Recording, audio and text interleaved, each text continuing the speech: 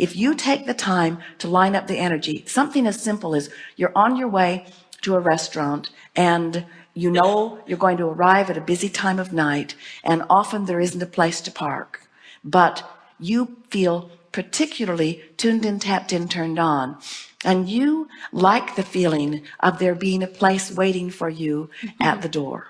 And you know it can't wait very long or somebody else will move right into it. So the timing of this is going to be particularly interesting. Just at the time you arrive, someone else is going to back out and the universe is going to say, here's your parking place. So you've played that over in your mind, and it's been a pleasant thought because it's not life or death. It doesn't mean you're bad or good. In other words, it's just something that you played with a little bit, and now you're driving into your parking place. And you might have even forgotten the conversation you had with yourself.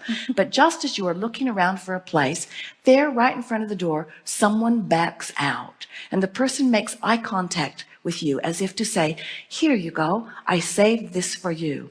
And when you put your car into that place and you consciously acknowledge the correlation between the thoughts you had in advance and the good feeling you had while you had them and the cooperative universe that has lined up this parking place for you, what happens is you begin to understand the vibrational cooperation of the universe.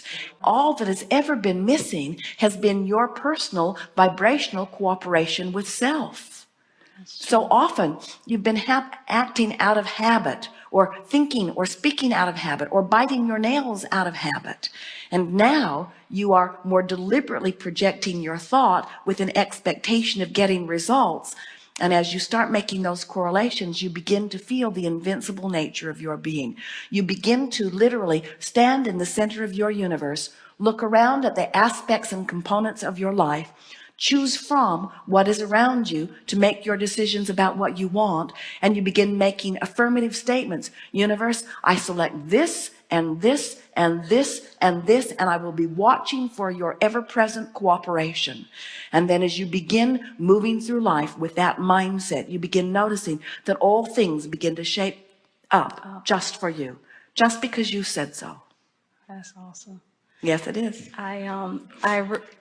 The example you gave about the parking space and so many other things that I've thought that happened so quickly makes me wonder why some of the things that we as humans would perceive as big things, like driving into the parking space, I want to drive a Rolls Royce into that parking space, and I wonder why I don't have it yet. I know it's coming, but I just wonder why it doesn't come as quickly as that parking space. Because the parking place is easier for you to expect than the Rolls Royce, because it's not so much because you've practiced it. It isn't that practicing the parking place is easier. It's that expecting the parking place is easier, because you haven't walked around talking negatively about parking places like you have about Rolls Royces. You haven't been beating the drum of what's wrong with people who have money when you do not. Mm-hmm. In other words, the difference is not the attention toward, it's the attention against. You have more resistance about the Rolls Royce. And so let's talk about why that would be true. Why would someone have more negative expectation about a Rolls Royce than a parking place? Well, parking places are more abundant than Rolls Royces. Mm-hmm. What conversation did you hear as a child, or do you hear even now about people who drive Rolls Royces? Well, I don't think I really heard anything negatively about money. I think I have a good concept about money. I believe that what the universe showed me. Do you believe that money comes easily? Yes. Do you believe that money comes as easily as parking places? No, probably not. That's the point. That's the point. And once you get that, once you realize that everything that you ask for comes, and it comes just because you're asking, and it comes in the moment that you ask, and that as life causes you to ask for more and more comes. The thing that we keep reaching for ways to describe, it's such an interesting picture, the way it frames up for most people, is that the more you live life, the more you ask, and the more you ask, the faster the energy moves, and the faster the energy moves, the more important it is that you move with the energy. But most people, the faster the energy moves, they don't keep up with the faster moving energy because they've been listening to the people who also haven't been keeping up with the faster moving energy. So then people say things to you like, well, life isn't supposed to be easy and it gets harder and harder, and Rolls Royces don't grow on trees, and things of that nature, until you develop these patterns of thought that just hinder you from what you want. And so then what this gathering is about is catching yourself in the act of the hindering thought and recognizing it, because viscerally it just feels off, and then chewing on the thought that feels off until it doesn't feel so off. Jerry and Esther went with Louise Hay several years ago for lunch, and Louise picked them up in her Rolls Royce. And it was the first Rolls Royce Esther had been inside. And it was a beautiful machine, so beautifully created. And Esther sat in the front seat with Louise and just took it all in. She loved it. And in Esther's mind, she's thinking about that commercial about, pardon me, do you happen to have any Grey Poupon? Esther just, she cannot get it out of her mind. And she doesn't know Louise very well at that point, and she's not sure how far she should go with her. And so Esther looked over, and she took a deep breath, and she said, with a smile on her face, pardon me. And without missing a beat, Louise just reached over, punched the glove box, and it fell open, and inside was a bottle of Grey Poupon.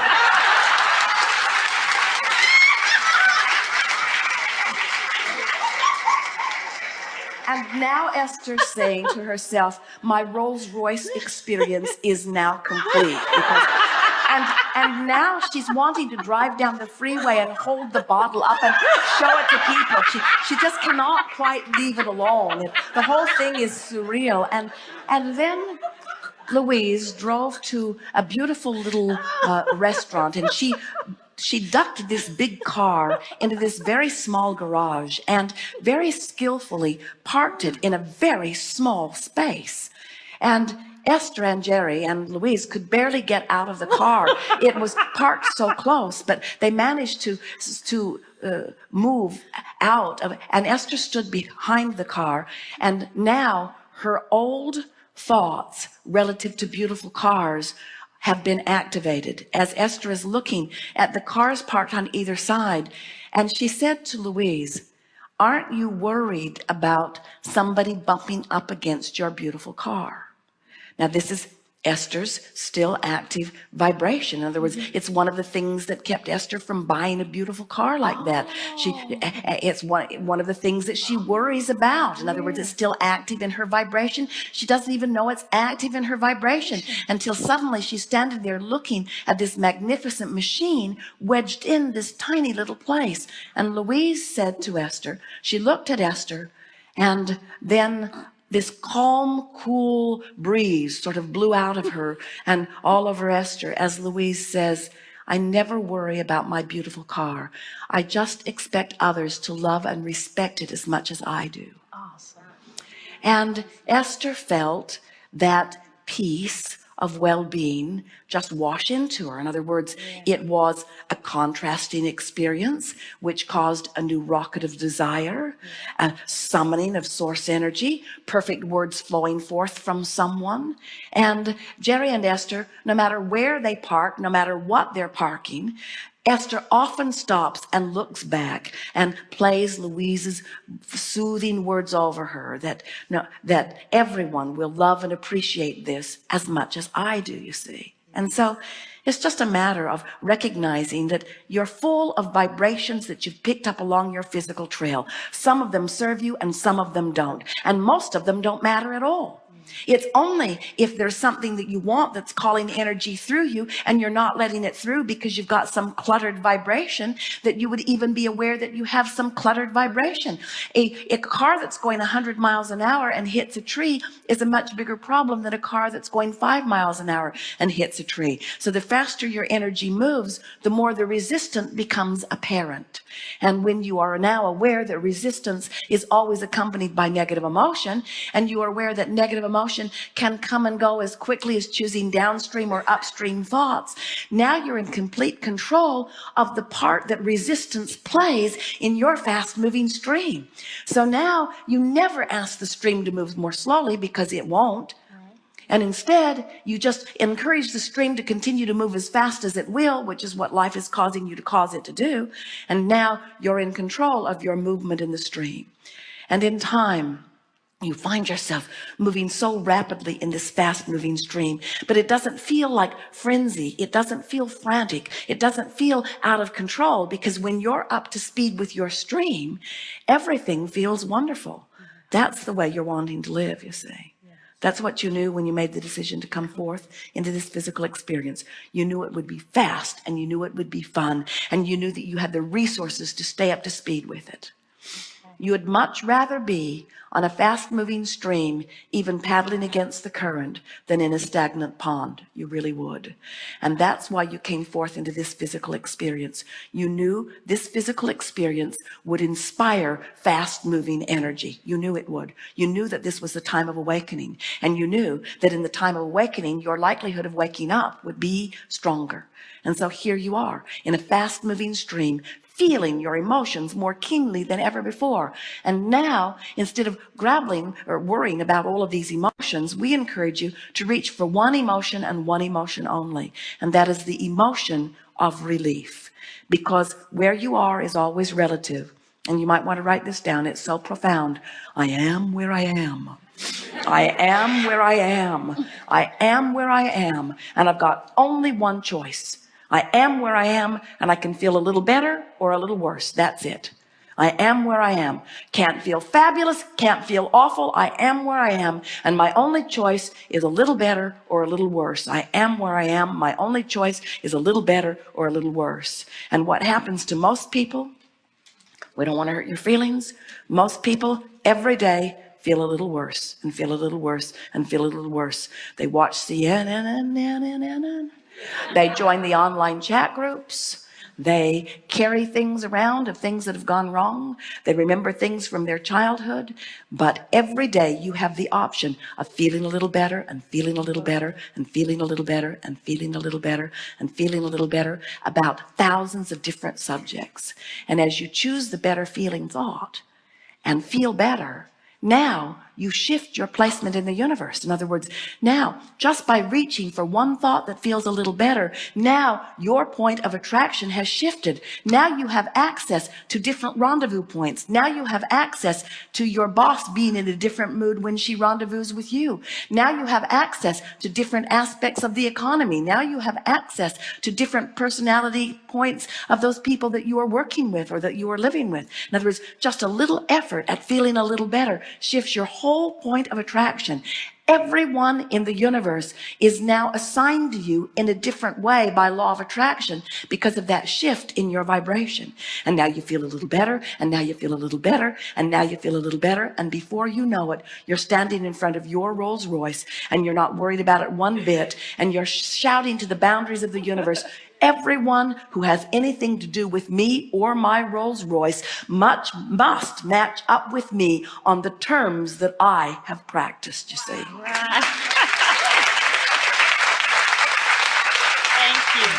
Thank you. And in fact, that is what's happening all day, every day, isn't it? Yeah. Everything is matching up with you on the terms that you have practiced. You start noticing a whole lot of ornery people around you. You got to admit it, you're ornery. Yeah. Or you've been pushing against ornery people. Very good. Thank you. Yes, indeed.